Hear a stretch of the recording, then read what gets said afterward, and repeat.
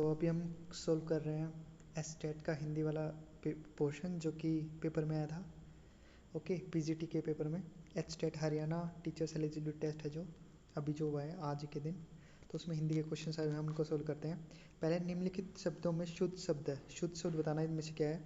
तो पहले है महात्म्य, तो इनमें जो शुद्ध शब्द है वो ए आएगा, महात्म्य होता है ना कि महात्म्य या महात्म्य, ठीक है। तो जो शुभ शब्द है वो ए आएगा, महात्म्य। ओके, सो आंसर हो जाएगा इसका ए। फिर है नेक्स्ट, निम्नलिखित में से किस विकल्प में शब्द श्रुतिसम भिन्नार्थक का सही अर्थ भेद नहीं है। तो इसका आंसर देखो, प्रवाल संसार है ना, उसमें मूंगा वस्त्र, तो ये मैच नहीं कर रहा है क्योंकि जो संसार है वस्त्र से रिलेटेड नहीं है। तो इसका आंसर आ जाएगा ए जो कि बी है। ओके, तो आंसर इसका आएगा ए क्योंकि जो आंसर है वो है बी। ओके, जैसे शवपच है वो चांडाल स्वयं भोजन बनाने वाला, इनसे रिलेटेड है। ऐसे ही होती है, धाती है, ऐसे ही जो बी वाला है वो मैच नहीं कर रहा, तो आंसर आ जाएगा बी जो कि ए ऑप्शन है। फिर निम्नलिखित प्रश्न में 4 विकल्पों में से उस विकल्प का चयन करें जो विराम चिन्ह युक्त वाक्य का सही विकल्प हो। तो इसमें ऑप्शन आएगा सी, पिता ने पुत्र से कहा देर हो रही है कब आओगे। तो क्वेश्चन मार्क आएगा पहले, तो प्रश्नवाचक चिन्ह आना चाहिए, लेकिन इसमें है ना वो गलत दे रखा है, वो हे दे रखा है, तो इस वजह से ये क्वेश्चन वैसे तो गलत करना चाहिए, इसका ग्रेस देना चाहिए क्योंकि इसमें क्वेश्चन है वो विराम चिन्ह युक्त वाक्य का सही विकल्प। तो अगर वाक्य हिंदी में गलत ही है, तो अगर ये वाक्य गलत है जिसमें आप है को सही नहीं लिख पा रहे हो, तो ये आंसर गलत होना चाहिए वैसे तो। लेकिन अगर हम केवल विराम चिन्ह युक्त वाक्य को देखें तो आंसर सी ही आएगा। ओके, तो सी सही है।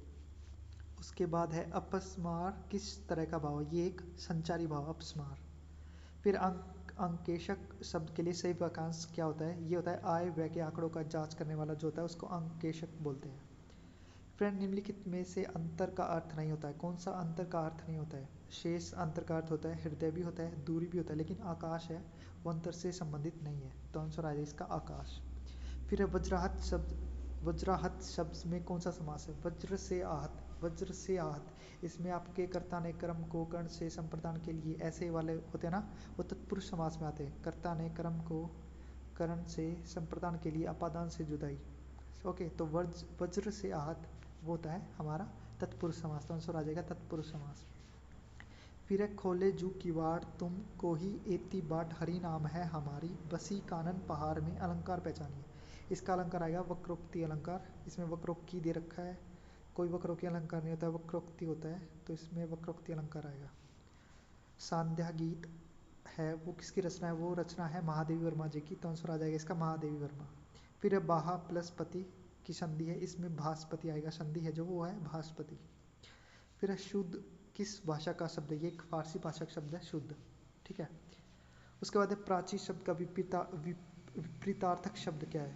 प्राची होता है क्या, प्राची होता है पूर्व दिशा, और प्रतीची होता है पश्चिम दिशा, मतलब दिशा से रिलेटेड है प्राची, तो प्रतीची आएगा इसका विपरीत शब्द।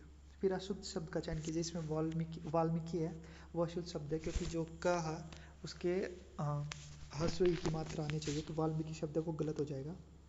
निम्नलिखित में से तद्भव शब्द है, इनमें जो तद्भव शब्द है वो गयंद है जिसका तत्सम रूप गजेंद्र होता है, तो आंसर आ जाएगा सी।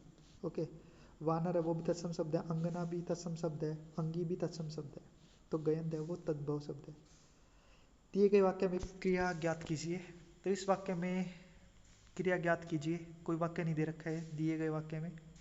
अगर हम इसी वाक्य के अंदर क्रिया ज्ञात करें तो इसमें अकर्मक क्रिया है, ठीक है, नहीं तो कोई वाक्य नहीं दे रखा है तो इसका ग्रेस मिलेगा, क्योंकि वाक्य दे नहीं रखा है तो हम क्रिया ज्ञात कैसे करेंगे।